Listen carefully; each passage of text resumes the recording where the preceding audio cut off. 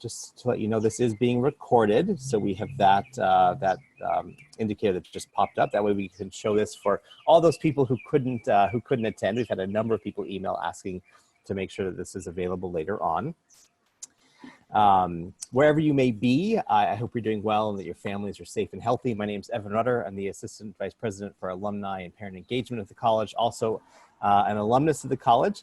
And on behalf of CMC and the Office of Alumni and Parent Engagement, I want to take a moment to wish you and your families good health right now during this global crisis. The college is excited to put together a series of robust virtual programs for you. We'll be sending an email every Sunday, plus advertising these programs on the alumni and parent websites and social media platforms. Remember to follow at CMC Alumni and Families on Instagram and the new CMC Community private Facebook group. Just put in CMC Community into Facebook. A few things about Zoom that I recommend. I suggest putting this on speaker view. So if you go to the top right corner, there's speaker view or grid view. If you're on speaker view, it means you mostly see me right now, and you'll see the speakers as they pop up. Or if the screen is being shared, which our professors will do, it'll make sure that that professor, that speaker, will come on your screen in the small box nearby. I also recommend that you open the chat feature at the bottom. The chat feature allows you to put in your name, your class year, your parent year, and city, state. Just let us know where you are. It's kind of fun to see where everybody is coming from. That'll also be one of the ways to ask questions when we do the Q&A portion. So you can enter questions in the chat feature, and I will call on people later on, unmute you, and you can ask your question. You can also, during the Q&A portion, raise your hand. If you click on the participant screen, down at the bottom of that section, it says raise hand. That's how you can virtually raise your hand, and we can call on you for questions. Today, we're thrilled to have two faculty from the Robert Day School of Economics and Finance. Manfred Keil is the Associate Professor of Economics and focuses on statistics, econometrics, and banking. Cameron Shelton is the McMahon Family Associate Professor of Political Economy and George R. Roberts Fellow and focuses on political economy, public choice, and public finance. Both are leading one of our institutes on campus, the Lowe Institute for Political Economy, with Cameron serving as director and Manfred serving as the associate director. For the question and answer portion, please enter your questions in the chat or virtually raise your hand that I mentioned earlier. Professor Keil and Shelton both have brief presentations. They will do screen sharing, and then we'll go into Q&A. Professors Keil and Shelton, thank you very much. Welcome. And Professor Shelton, the floor is yours. Thank you. Thanks, Evan. So I hit screen share and am attempting to share. Should go, voila. Okay. Thanks so much. I've been asked to speak here today on one aspect of our data collection efforts at the Lowe Institute of Economics of Political Economy. And I notice a number of familiar names and faces, a number of students. I see Will Richardson, Ben Fusek, Kevin Lynch, Jin Tan. I don't know, maybe there are others that I haven't seen. It's nice to see familiar names. I also see some of my board members. So thanks to Bill Kramer and Rick Newman, amongst others. This is something that you guys have seen in our most recent board meeting. So for several years now, the Institute has conducted a survey of households from which we calculate a consumer sentiment index. And by luck, we happened to be in the field when Governor Newsom issued his stay-at-home order on March 19th. So our data document quite cleanly the initial effect of that order on consumer sentiment. So what I'm going to do, I've been asked to just take I'll take maybe 10, 12 minutes to show what this is, show what we found. It was actually of somewhat broad interest because we were able to document things in real time. So Yahoo Finance published our data in full. The Wall Street Journal called and wanted to speak to us, that kind of stuff. So again, a little bit of a horn toot for the Lowe Institute. And then we're going to pivot to Manfred, and Manfred is going to talk about the current state of the economy and maybe where we'll go from here. And my hope is to be real brief so that we have plenty of time for questions, because I think that's probably the most important aspect of this. So you might first ask, what is a consumer sentiment index? Even though I suspect you've seen it, and Kai Risdal covers it, for instance, every month. So it's derived from a survey of a representative sample of households. It's intended to get a sense of how people think about their own finances and what do they think about the economy in the current and future state, because that's going to help predict whether they're going to spend, right? So we ask them a series of questions about their business conditions and their finances, and it's equally split our questions between an assessment of the present and expectations about the future. here's an example. Our first question: do you think a year from now you and your family will be better off, worse off, or about the same financially? Okay. So then each of these questions, you'll notice, has a positive answer, a negative answer, and a neutral answer. And we essentially, there's a formula for this stuff that back when consumer sentiment indices were established in the mid-40s, people came up with a formula, and you essentially toss out neutral answers and you compare the positives and negatives to see whether people are more positive or more negative. And that produces a number, which is the level of the index.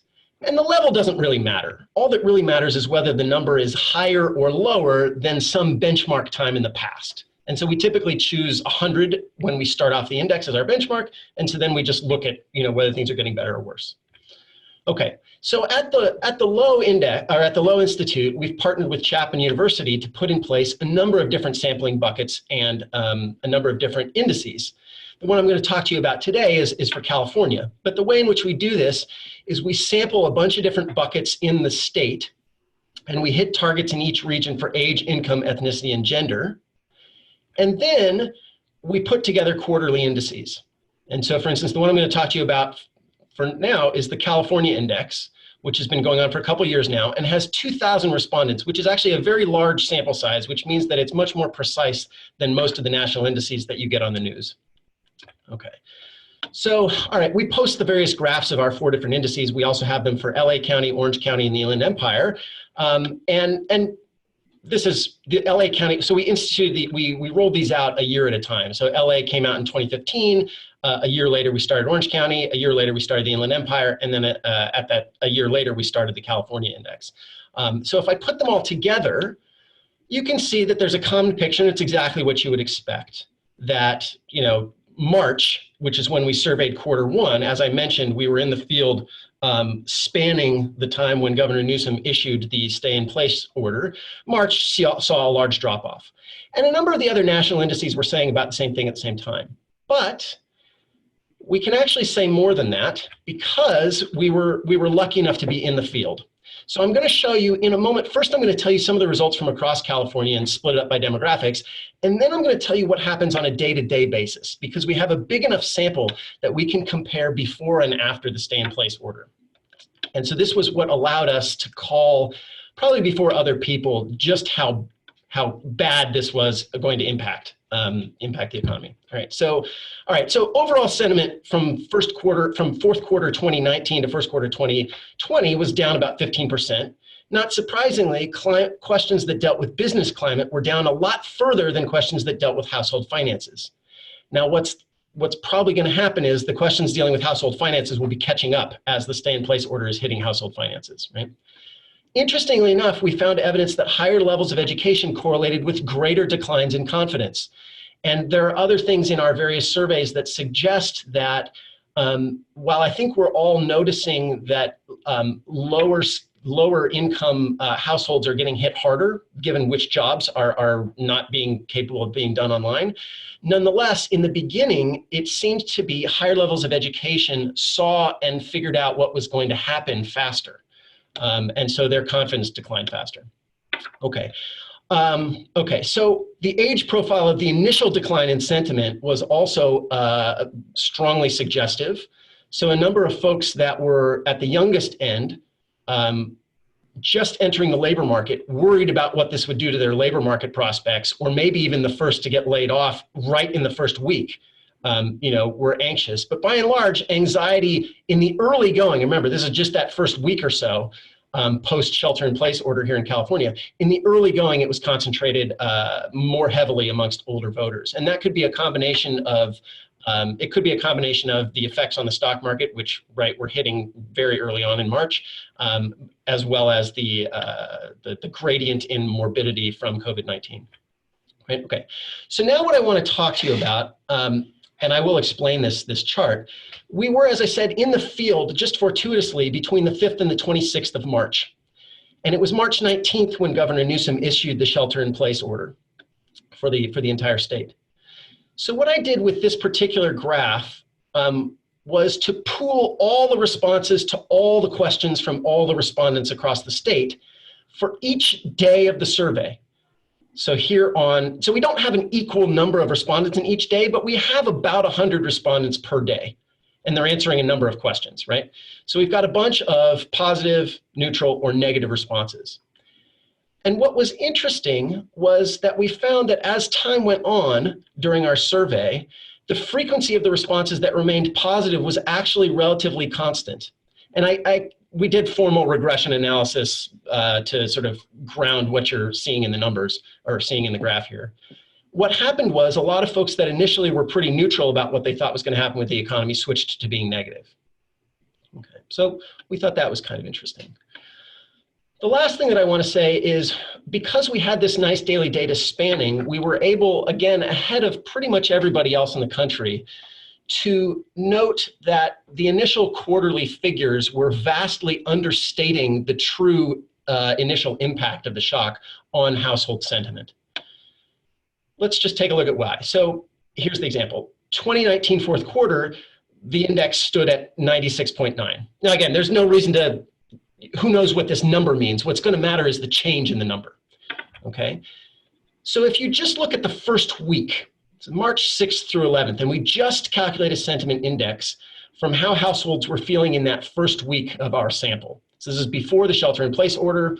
You might try to remember exactly what level of news about COVID-19 was out there. There were stock market gyrations, but there wasn't this broad, widespread worry yet about exactly what would happen. On CMC, it was March 11th when we decided that we would have to go online for the semester, the rest of the semester, that kind of thing.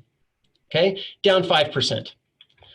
Now, if we take the last week of our survey and compare that last week to the fourth quarter of 2019, it's down 47%. Now, down 5% that's a normal gyration that you might see from one quarter to the next just based on various things in the local labor market and local business conditions. That's no big deal. Down 47% is already the greatest recession that we have ever seen in consumer sentiment. And so this is what enabled us to say, hey, if you're going to average across a sample period, as most people were doing, which includes pre and post-COVID, you're really missing the massive effects that this is having on consumer sentiment immediately. And remember, this is before we've had 5 weeks of shelter in place, okay? So let me just give you a sense of that magnitude.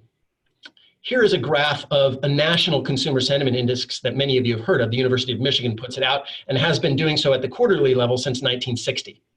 And I want to show you what the decline looked like in the three biggest recessions that we have had during this time period. So in the 1972 to 1975, over a period of about 78 weeks, consumer sentiment in the entire country declined about 40%. Okay, but again, that was 78 weeks. Between 1977 and 1980, over a period of about 91 weeks, so more than a year and a half, it declined about 39% from peak to trough. And in the most recent Great Recession that everybody on this call has lived through, it declined peak to trough in about 35%. And again, it took 65 weeks. Okay, what we saw was a decline of 47% in 2 weeks. Okay, and so what I want to emphasize is this is terra incognita as far as consumers and consumer sentiment. The speed is unprecedented. Now, typically, and this is where I'm going to hand off to Manfred after this. This is my final slide because now we're going to say, hey, what does this mean? What's going on at the present? Typically, we use consumer sentiment to gauge the willingness of consumers to spend. It's been shown to add predictive power to consumption spending on top of other indicators. That doesn't really matter when the economy is shut down and most discretionary consumption isn't allowed, right? So the fact that consumer sentiment is in the tank right now is not what is driving this recession. So the real question is what's going to happen going forward? Will consumer sentiment recover as the economy opens, as people go back to work and start to re-earn income, as the uncertainty and stress of the epidemic gradually recede and so on? Or will it remain lingering at the current level? Because the current level, again, is massive recession level. And so that's where we want to go next is what do we think is going to happen going forward? Okay, so Manfred, I'm going to quit and I'm going to leave it up to you to take us forward. So let me try to share screen.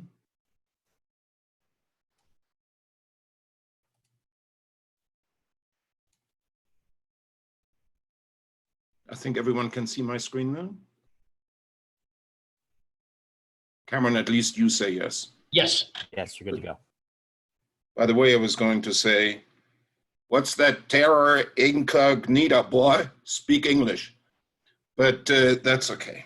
Okay, so after that cheerful introduction, I want to put this into sort of a bigger perspective. Again, as Cameron has emphasized, the beauty of having this consumer sentiment index is that current economic data is not really available to us. It's always available with a lag.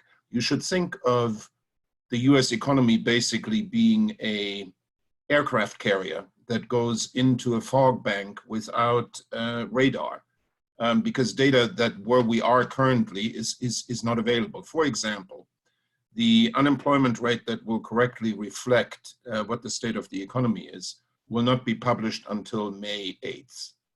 That's for the US. For California, it gets worse. It will not be published until May 22nd. So quickly putting this into a bigger perspective, interesting, I'm trying to advance my, there we go. This is not from a week ago or 2 weeks ago. This is from 2018. I'm trying to put you back into sort of the mode that we were in. And in 2018, people had some sort of worry that the economy was going into a recession. It had nothing to do with the coronavirus. There were some initial signs, and people were worried about. The Economist similarly had a title story that looked like we were approaching the top and we were about to go down. This is one of my research assistants. Oh, by the way, we have a large group of research assistants at the Lowe Institute. The group that I'm heading is the forecast group. Cameron has a variety of other groups. Each one sort of has 15 RAs. So this is a large undertaking. These are all the expansions that we have had in the history of the United States since they were recorded, starting in 1854. And you can see that we broke the record. We, as of June of last year, never had an expansion that lasted this long.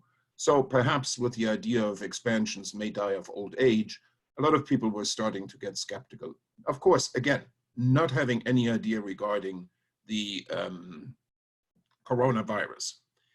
And then I made a presentation on the 4th of March, and I dug up the slides from then. And the day before my presentation on a Tuesday, the Federal Reserve, in a session which didn't involve the regular meetings, had reduced the federal funds rate by 50 basis points to 0.5. This is typically unheard of. The Federal Reserve typically lowers it by 25 basis points and at the regular meeting. The Reserve Bank of Australia, remember they're a day ahead, had lowered it by 0.5 and so forth. So all of a sudden we're getting these really bizarre news flashes of something that we were not aware of what was happening. Again, to put this into perspective, my presentation was on the 4th of March. So remember what Cameron said in terms of when things really started to go south. Really what people were talking about then was that this is a supply chain problem. They were saying, why should we worry about this? This is a supply chain problem that is originating in China. Once they will fix things, then Apple and so forth will get their parts and we will be okay. And I said at the time that this is not a supply chain problem. It's a part of a demand side problem. In other words, it's one thing to talk about empty shelves, but you don't care about really if the shelves are empty if you don't have any customers, right? And so this is where even today we officially stand. The unemployment rate in the United States went from a 50-year low of 3.5% to an increase to 4.4%. So that's an increase of 0.9 percentage points. If you look at the history of the unemployment rate post-World War II, there was one period where it was higher than that. which was 1.0. But again, this is nothing big, right? And it doesn't really reflect what's going on. And why is this? So here's a detail that I only learned about recently. The unemployment rates are always published on the first Friday of every month. And they reflect the unemployment rate on the previous month. But here it comes. The survey that the Bureau of Labor Statistics undertakes is always taken during the week, which includes the 12th day of each month. So the survey for March was undertaken between the 9th and the 14th of March.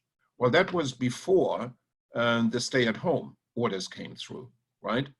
And so to see this increase of only 0.9 percentage points is interesting, but it doesn't reflect at all where we stand. What does reflect more where we stand is if you look at the unemployment rate claims. And so I've plotted the unemployment rate claims ending in February 14th.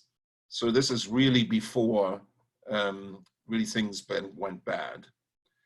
And if you now extend this to the period after February 14th, all these fluctuations, this looks like really big fluctuations, right, in unemployment insurance claims. The bars, by the way, are recession. So I'm going to show you what the data looks like if I include the data after February 14th.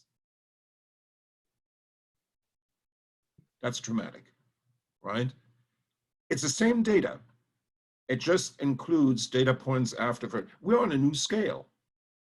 You've never seen this scale before. And so what I tried to do is I tried to magnify the observations after February 14th.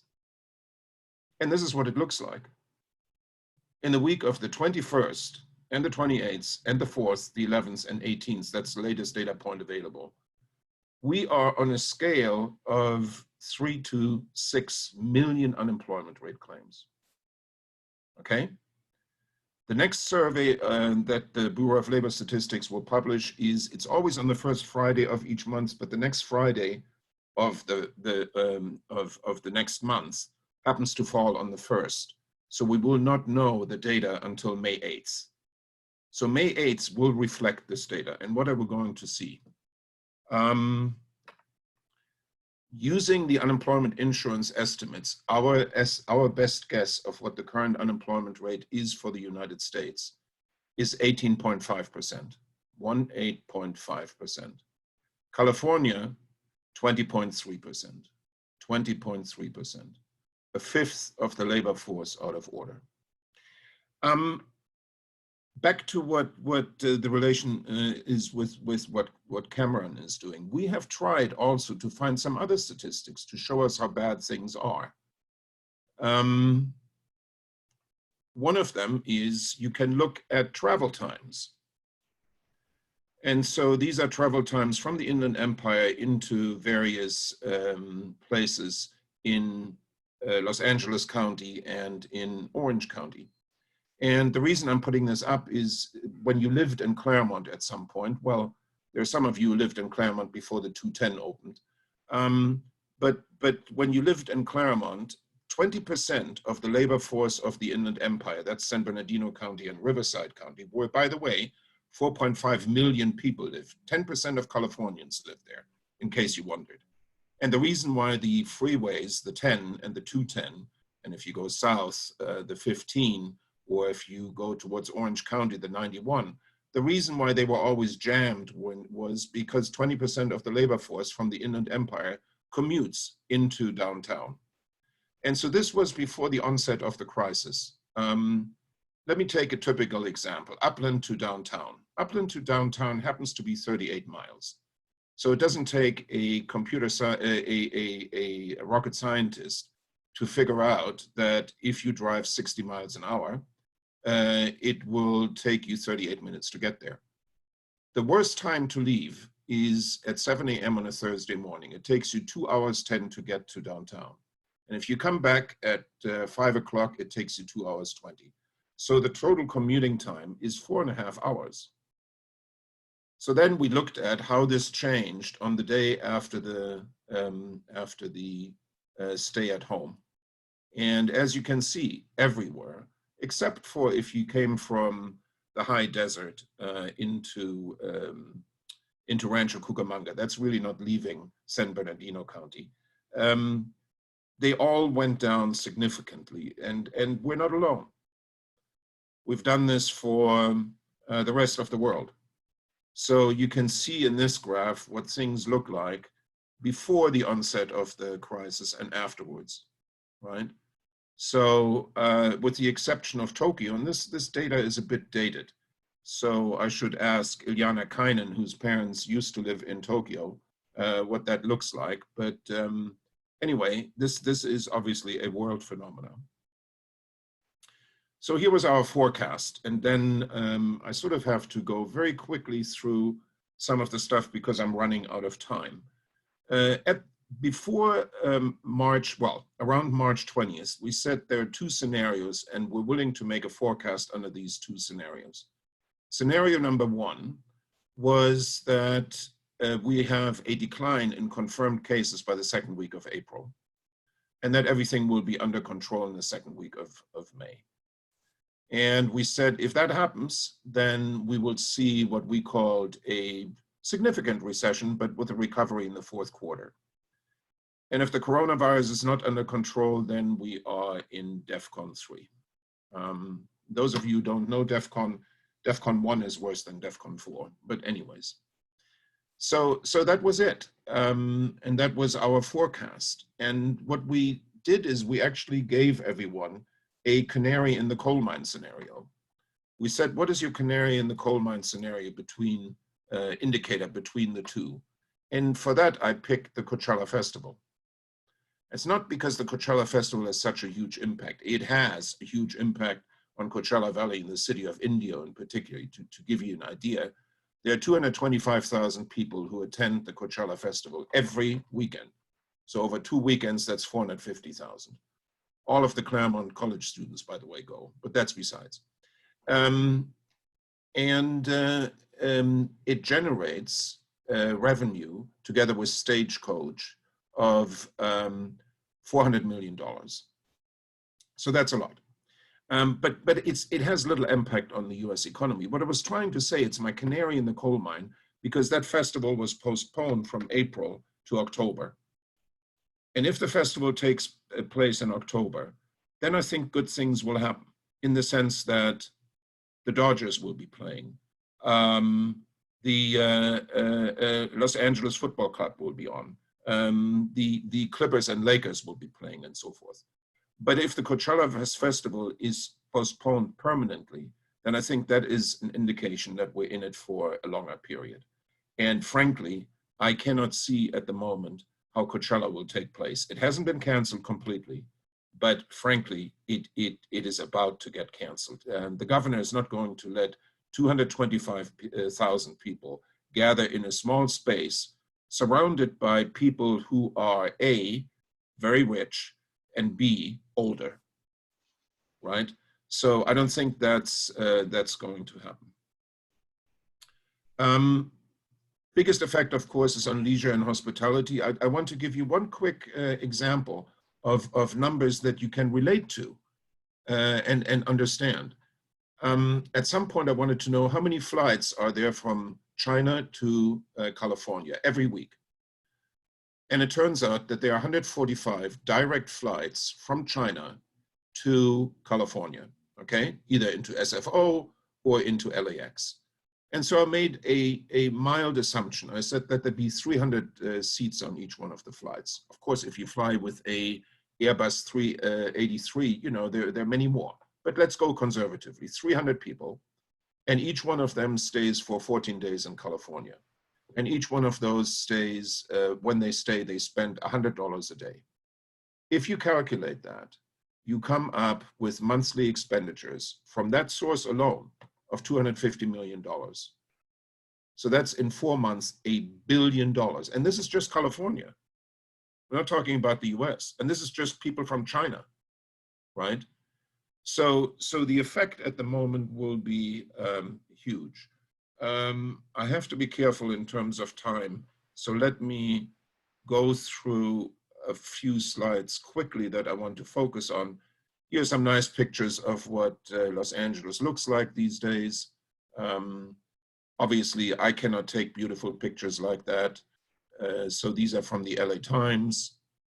Quite impressive, the school buses sitting there, or the beaches. And by the way, you can ski Mount Baldy this weekend. And so you can go back to skiing and swimming on the same day, maybe, as CMC students are used to. Now, I'm going to add 2 pictures that I've taken that are of lower quality, obviously, than the LA Times. This was on the 4th of March, as I came back from a presentation. And I said, let me go to Trader Joe's and let me buy some food. This was not the toilet aisle. This was the food aisle at Trader Joe's. I just couldn't believe it. And then I looked at the bread aisle. There were no bread. Then I looked at the vegetables. No vegetables, no frozen food. It was all gone, right? But then I thought, I'm also an economist. So what is economics all about? If you had to find one word for economics, it would be choice. And all of those who studied at least Econ 50 know about opportunity costs. So what would the presentation of an economist be without showing you a picture of opportunity cost? We all have to make choices, right? So there you go. What else? Let me try to finish. It's not easy. Let me try to finish on a more positive note and perhaps ones that make you smile. It's been bizarre. I mean, there are police departments, and that's not the only one in Oregon, that have complained that they get 911 calls because people can't find toilet paper. I was stunned. And then, of course, the police department issued some nice news of what you can do instead of using toilet paper. Some of the suggestions that they made, I don't think I should repeat, but you know, there was something about corn on the cob and so forth, but we better leave that aside.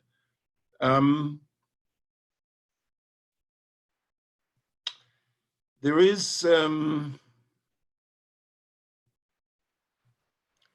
the good news that I really wanted to talk about is we have reached rock bottom. So we cannot go any further, right? And there are a lot of indications of why things will get better from here. For example, the PPP checks to small businesses are going to arrive. We're going to see an opening of the economy. Governor Newsom has set out 6 criteria, of which one is really not something that's hard to satisfy. It simply says we must establish criteria under which we will go back to the stay at home. The other 5 that he set up, he addressed in detail 2 days ago, 2 of them. And one of them was the amount of testing that needs to be done. And the second one was the amount of admissions into hospitals and into ICUs. He didn't say anything about the other 3, and therefore he didn't give a timetable, because he said before, unless all 5 are satisfied, we're not going to open up in California. The White House has an official criteria, and here's the one. The White House has said an economy should open up if new test cases have declined for 14 days. And you can do this yourself, because there are many sites that have for your area new test cases. I've done this for California, and in California, new cases have declined 7 out of the last 14 days.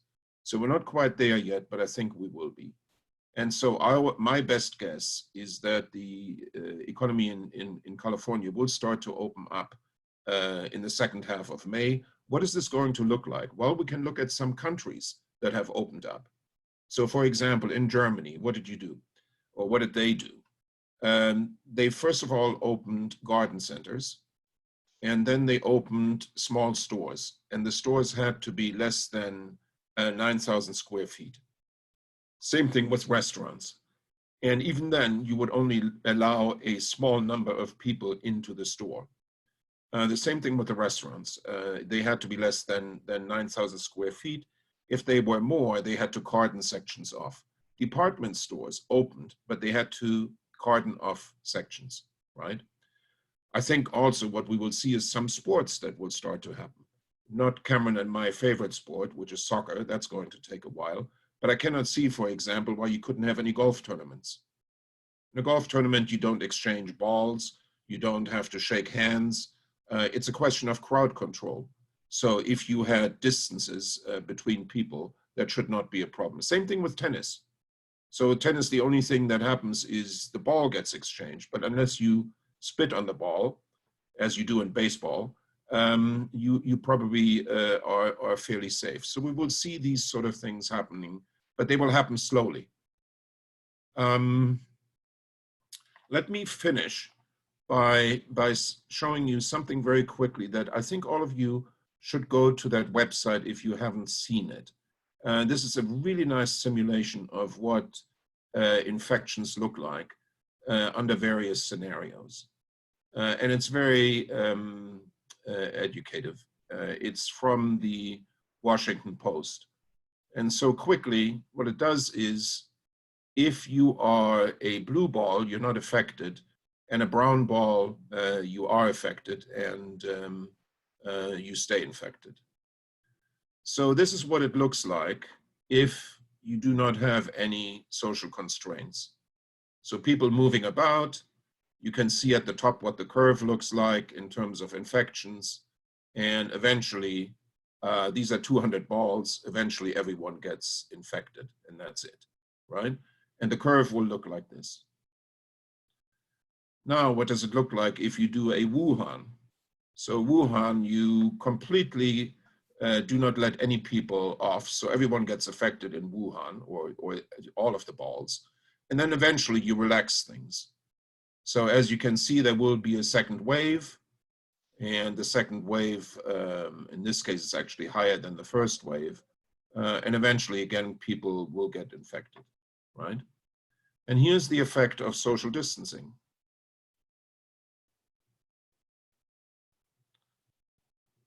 So in this case, 20% of the people are socially distanced. They never move, right?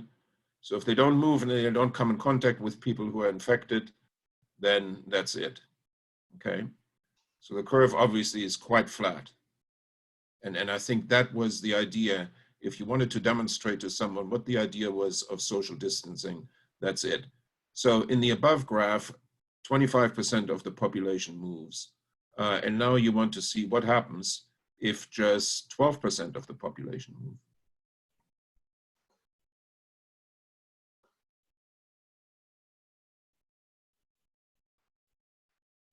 As you can see, the infections do not spread very quickly, and the curve is very flat, okay? So I wanted to leave you with that. I was interviewed by KABC and for 20 minutes, and I thought, what would they show at the 11 o'clock news out of what I said? And they focused on the 15 seconds of what I had talked about. And after presenting Mayor Garcetti's latest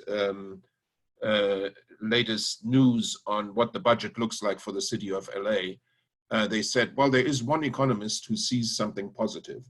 And they put my little snippet on. And I said, we have hit rock bottom of the recession, and it's only going to look up from here.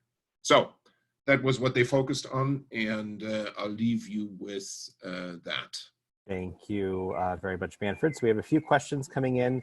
We're going to do Art Dodd, and then Brian Davidson. If your question hasn't been answered yet, we'll turn over to you, and then Isaiah. So we'll start with Art. Go ahead. Yeah, good morning. So an observation, living in West LA County, my bike ride each day took me to Venice Beach yesterday. Acres and acres of sand, deserted. And I graduated in 1980, so I know what it's like to enter a job market at the end of a recession period. My question for Cameron is, if you predict recoveries to be V-shaped, U-shaped, or the Nike swoosh shaped, what happens to consumer sentiment given various recovery scenarios and pulling out of rock bottom scenarios? Yeah, good question. With consumer sentiment, I think in large part, what's going to be most important is the labor market, right? And this is going to be most important for pretty much everything. And what I mean by that is how many of these matches are permanently destroyed and are going to have to be rematched. So the thing that takes a long time in recoveries is when you have a shift in economic activity, either because of changes in the relative price of supplying goods or changes in consumer demand tastes. And it takes a long time for entrepreneurs to see new opportunities, to find the workers, to hire workers away from another segment where they got unemployed and put them into whatever the new segments are, right? That sort of reshuffling of labor takes a long time.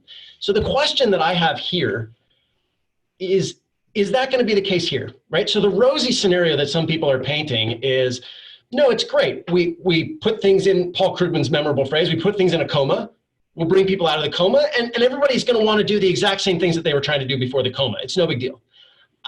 I don't think that's going to be the case, partly because the coming out of the coma isn't going to be immediate, as my colleague mentioned, right? There are going to be gradual relaxations of restrictions. People are going to have to adjust and live their economic lives during those gradual relaxations, and that's going to just lead to a very different mix of economic activity, and you're going to need a reallocation of the labor force. And that takes time for the economy to churn through that reallocation. And so I think in the meantime, consumer sentiment, to answer your actual question, is not going to rebound immediately. Right? Because there are still going to be, okay, we're not going to have 20% unemployment during this gradual reopening up, but it's not going to suddenly go back to 4% where we were beforehand, right? And so there are going to be a lot of people that are still hurting. There's going to be a lot of uncertainty. There's probably still going to be a psychological effect of all of this social distancing. And what we've seen in consumer sentiment is that it's both what's in your wallet and your psychological, how you're feeling about things. So my guess is a swoosh would be I would like to have a swoosh rather than an L where it goes down and it just stays. So I think it'll probably be a long, gradual swoosh. All right, next we have Isaias. Isaias, you are unmuted. Go ahead. Hey there, how's it going? Thanks for just being willing to talk. My question is for anyone who is willing to address it, but I was curious to see if you guys had any thoughts about how the current pandemic might affect the real estate market going forward. Manfred, do you want to talk about that? I'm happy to, but I just answered. Do you want to say something? Oh, I am not a housing expert, but I've been to enough presentations that involved housing. The first thing to say is that the current volume and prices of the housing market, they have not budged at all. There hasn't been a significant decline in sales, nor has there been a significant, and certainly not in prices, right? And so that is interesting. However, I did an interview with Caldwell bankers 2 days ago. And so I talked to the Caldwell bankers in terms of what is going on in the real estate market. And they said there's serious evidence that there is obviously a decline, not only in showing properties, but also nobody is showing properties in terms of virtual showing, right? So my feeling is that we're going to see a significant decline, definitely in demand. The question is then what will happen to supply? One of the good news is that there's a lot of protection in place against foreclosures. So if that wasn't in place, then of course the supply of housing would go quite up. But that is not happening. Cameron?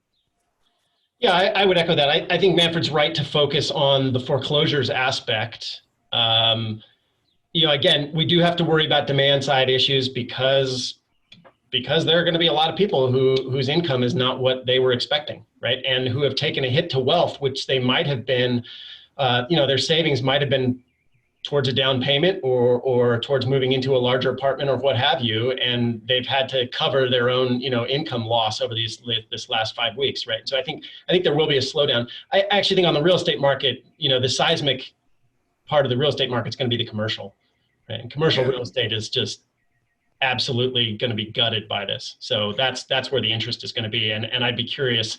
I don't know real estate well enough, but I would be very curious to know. Right, these are in some sense, if you have a long enough time horizon, they're substitutes when things can get rezoned. I don't know how that's going to affect things. Let me add one minor thing to what Isaias was asking. of course, there's a lot of refinancing going on at the moment, right? That is obvious, but refinancing doesn't create value in the sense that, well, it creates value for the people involved, but not from an economy standpoint. What creates value is new houses, right? And I don't think that you will see housing starts going up from the low levels that they have been at since 2008, right? Yeah, last comment on this. Randall Lewis, one of our alums, class of 73 maybe, and a big player in the local market, right? His family are builders and they do a lot. And he's a very savvy observer, longtime observer of the local market. Randall just recently published a piece saying that he thinks taste is going to change.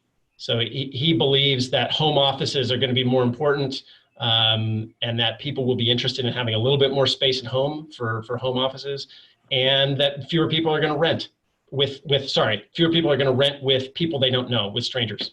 So anyway, I just wanted to share Randall's take because again, he knows a lot more about residential housing than I do. All right, thanks. So our next question comes from, apologies if I pronounce this wrong, Tasia Marcus, or Tasia. Hi. Hi. So, so from New York City, and I was just having a longer discussion this morning with someone in China, in Beijing, where they had opened up, and it's a very different reality than here. They have extensive contact tracing, in ways that are not necessarily acceptable to many of us in the United States. The rate of new cases in Beijing is something like 1 a day. They have testing. And so the question really is in relation to consumer sentiment and perhaps uneven recoveries through the United States. So how are we going to do this? And what do you think will happen with consumers as different states open up at different rates, perhaps in situations when we're not ready? Yeah, good question. So in some ways, I think it's been correctly said that at the moment what we have we don't have a national issue. We have a bunch of different local issues and different, as you were pointing out, different localities are at different points and are going to open up differently. And so in some ways, we're going to have to think about local economies for the moment, right? In a lot of ways. And they're going to be different. What I think I will harken back to is what I was saying earlier is, you're right, there's going to be an uneven opening, and the incidence of this shock, to use the economist's language, is going to be highly uneven across people. Now, we have some public policies that are attempting to smooth this via, payments to the workers that can't work and are thrown out of work and stuff like that. But I think that's right, and I think what's going to happen as a result of that highly uneven, the persistence of this shock is also going to be highly uneven, right? So for instance, Manfred and I are still doing our jobs and we still have our income and so on and so forth. We're a little more stressed and frazzled perhaps, but it's a relatively minor thing on us. So our consumption is, once we're allowed to consume things again, our consumption is probably going to be relatively unchanged from the prior time. But again, there's going to be a composition change because there are going to be a lot of people who are going to have permanent effects on their wealth, who are going to have lingering effects on their income, and it's not going to be evenly distributed across the population. And so I think that really will hit what's the composition of spending, what segments of the economy are going to feel whole again faster than others, and how that swirls through the macroeconomic coordination is something that I can't honestly predict, but I agree with you that we are likely to see highly heterogeneous consumer sentiment going forward. Yeah, and let me add to this. Cameron's stress is here on different sectoral developments, right? I mean, what do we know at the moment? The part that is the worst affected is leisure and hospitality, right? And so if you live in Coachella Valley, for example, where leisure and hospitality makes up a large share of your, well, let me rephrase it. If you care about leisure and hospitality in the fall and in the winter and in the spring for Coachella Valley, because no one cares about leisure and hospitality in the summer in Coachella Valley, because as I was in Palm Springs last June, it was 122 degrees. No one in their right mind goes there, right? But if you look at an economy like that, then obviously it depends on hotels opening back up, restaurants opening back up, and so forth. Let me say something about logistics, because that's of importance for the Inland Empire region. And it is also important for the ports of LA and Long Beach. So here's a fact that few people know. Out of all the imports that come into the United States, not the imports that come into the West Coast, 40% of all imports into the United States come through two ports, and they are the ports of Los Angeles and Long Beach. Since the beginning of the year, 50 container ships from China have been missing. That's a decline in containers of 25%. So the logistics industry in the Inland Empire has been hurting a lot. Basically, the Inland Empire is the logistics center of Los Angeles, because you cannot do anything in terms of logistics in Los Angeles. It's too densely populated, right? So you ship things out here and then off they go. The next part that it's going to hurt the logistics industry is the demand for imports will not exist for a while, right? In other words, the rest of the United States will consume less, and when they consume less, they also consume less imports. So the logistics industry, which has been a driving force in the Inland Empire, will hurt. So I'm simply sort of trying to underline what Cameron just said. Different economies will be affected in a different way, and it depends on the industrial composition of that area. What is more interesting is what happens when we come back. Will we simply come back to what we were before? Or will there be, for example, capital labor substitution? In other words, something that was going to happen in the next 5 to 10 years. Now that the big recession has happened, when businesses open back up, will they say, so I was going to think in 5 to 10 years about robotics, or artificial intelligence, but I'll think about it now. To give you an idea, let me show you one more slide to amuse you, maybe. Let's see. Here's an idea of what automation might look like. The one on the left is less of my concern because I don't eat a lot of hamburgers, but that's California Burger, and they produce it. The one on the right is more of concern to me because when I go to a bar, I typically have a personal relationship with a barkeeper, and by smiling at them or being friendly, they typically give me a little extra. That's not going to happen in the right scenario. You're going to have German precision in terms of your drink. So that's that. All right, we have a question from Merrill asking, does the economic impact of a shutdown increase linearly or exponentially the longer we are in this position? Yeah, so I'm happy to take that. So it's true that it's not simply linear in that, and this is something that, it's funny, Manfred and I have been talking about a little bit with a group of economists here in the Inland Empire who are trying to do some pro bono work to advise and keep tabs and figure out what's going on. The problem, so this is the term of art that we use is hysteresis, which is when are there effects that become permanent? And things like that will be when a business runs out of money and has to go bankrupt.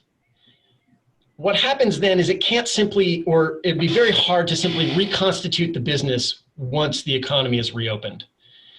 And so then you have a permanent effect of a temporary shock, right? So you close down the economy, you reopen it, and that business is not going to just reopen with everybody else, okay? And then, again, then you get into that costly, lengthy reallocation process that I talk about, to say nothing of the tragedy for the business owner.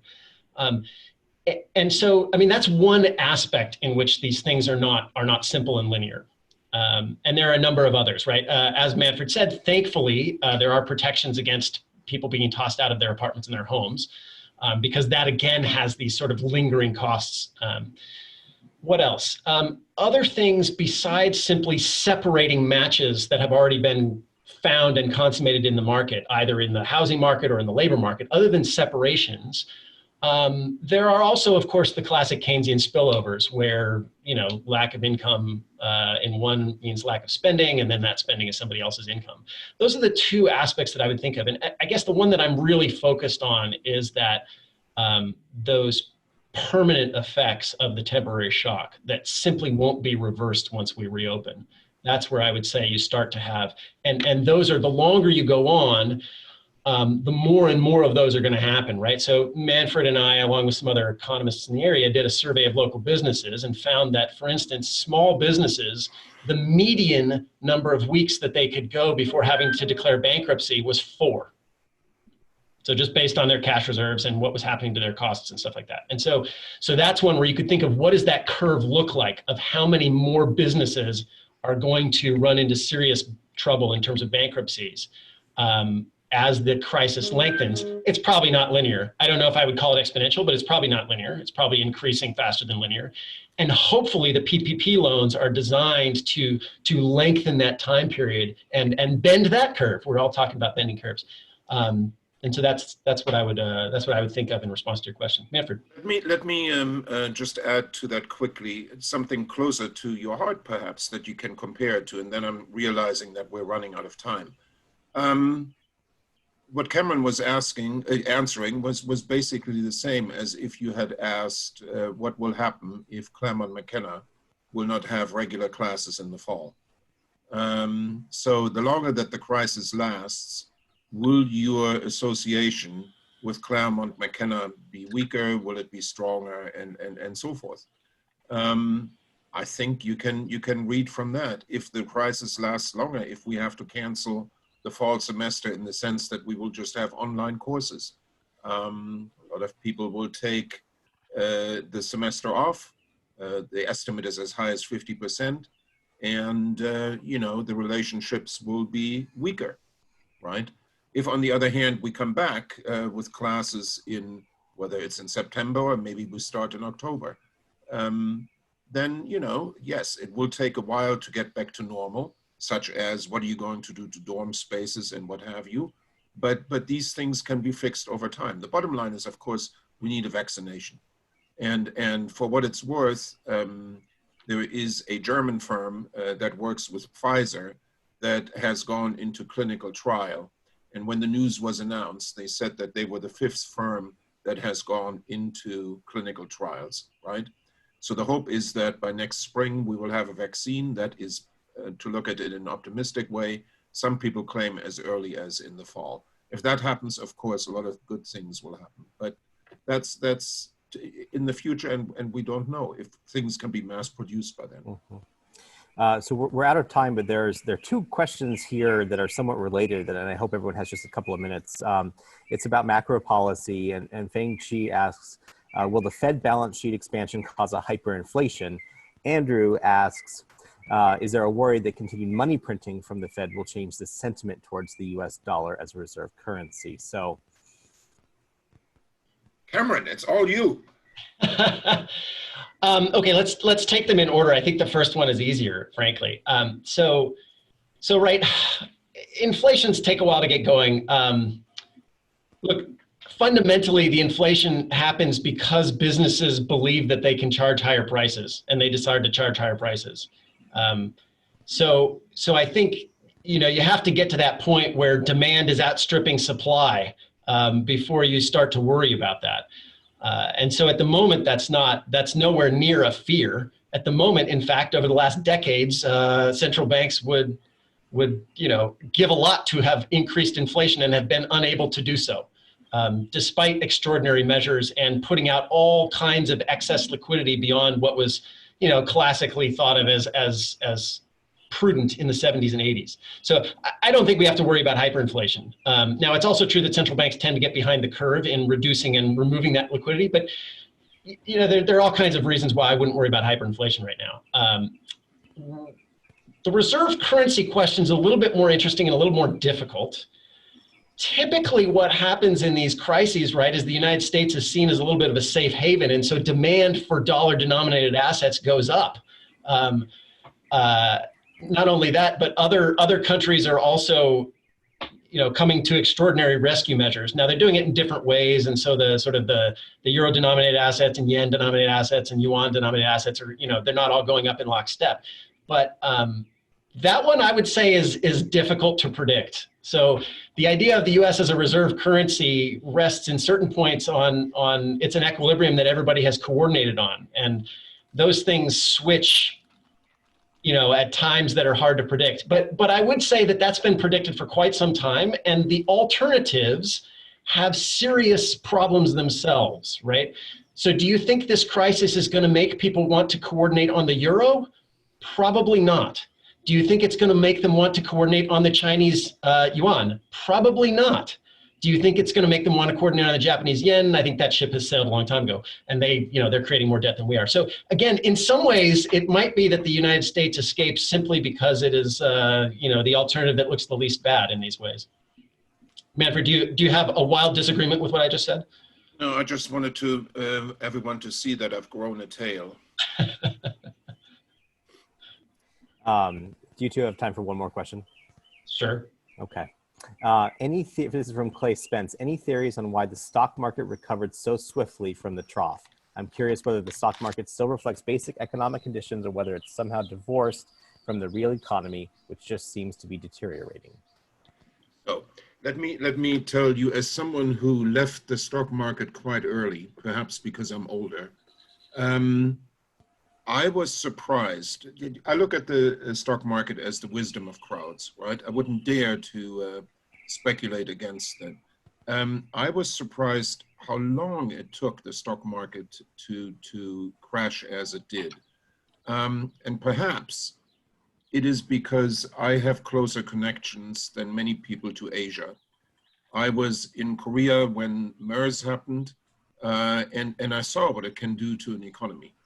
I looked at when the virus came at it in a very negative way.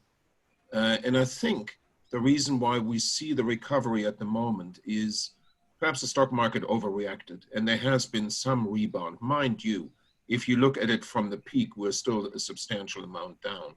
And I think the hope will be based on what we can do in terms of a vaccine. If we think that there will be a vaccine by spring that will be effective, the stock market will rebound further. I don't think it will reach the heights that it had before, because as Cameron has said, consumer behavior will be affected permanently.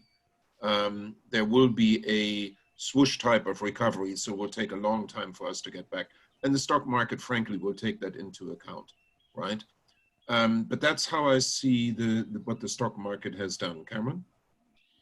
Yeah, I would say in response to these, it's important to remember that the stock market is not the economy. The stock market, in its most, if we're going to take the most rational interpretation of it, right, it's the expected future profits of the corporate sector. And that's not the economy, right? I mean, 2/3 of GDP gets paid to labor in terms of wages. So the stock market is not, in fact, the entire story. It can shift for lots of different reasons. I would agree with Manfred to a certain extent that there was a correction from an overreaction, but I'm always hesitant to say those things, right? What do I know that the traders don't? So I guess I would say, right, the market taken in aggregate is trying to predict what are profitable conditions going to be going forward, right? And in this particular instance, there's a lot of news that's coming out all over the place. So it's not surprising that it's volatile. The big trend of way down and then halfway recovered is a little bit of a surprise to me, but I wasn't following it super closely. All right, well, thank you both very much. I know you're both teaching still, and I know, Cameron, you have another meeting before too long. So big thanks from all of us for your time today. Hopefully you two will consider coming back in the near future, discussing any updates that we've had. I have a few people requesting kind of how can they learn more about your research. Would either of you like to talk about the Lowe Institute briefly, or your webpage, or how to see what you're doing? Sure. I guess as director, I should have been ready for that question. I'm taken by surprise. We have, oh, sorry. Let me get the Lowe Institute page up. I've forgotten the exact URL. It's just lowe-institute.org. You will see Manfred on the front there. Here, do you mind, Evan, if I take over and share? Sure. That'd be all right. Here, so share screen. Okay, so here's the Lowe Institute page. You can see it's loweinstitute.org. So you don't need the about, that's just a subpage. There's the page. There's Manfred on the front there. And we have a whole bunch of things that we do. We have some journal publications, working papers, op-eds, white papers, that kind of stuff that we put in there. We also, here's the forecast group that Manfred works on, the Lowdown blog where some of our students work with me on data-driven journalism. This is one of our canceled conferences. We're gonna have to pull that. You know, and some other faculty research. Under research, you'll also find the consumer sentiment indices. Oh, there's Chad Jones. He's going to come give our keynote. He's a Stanford economist that was, in fact, my undergraduate advisor. So, you know, we've got a lot of things that are on this page that you might go to. And from that page, if you were interested in the consumer sentiment piece, you can get to laconsumersentiment.com. That's all one word, is where we put our consumer sentiment stuff up. And you can see all of the different sub things that we do. Here, if I look, there's the California page that you saw. Okay. All right. Great. Thank you. Thank you so much. Next week, we'll have Professor Ron Riggio talking about leadership in crisis. He works at the Kravis Leadership Institute and is the Henry R. Kravis Professor of Leadership here at the college. Until then, have a great weekend. Be safe, be healthy. I'm going to unmute everyone. You can say hello, goodbye, tell our professors thanks. Thank you. Thank you very much. Thank you. Thank you, everyone. Yeah, thanks, goodbye. Bye. Thank you. Just like being back in the classroom. Yes, but no, you didn't.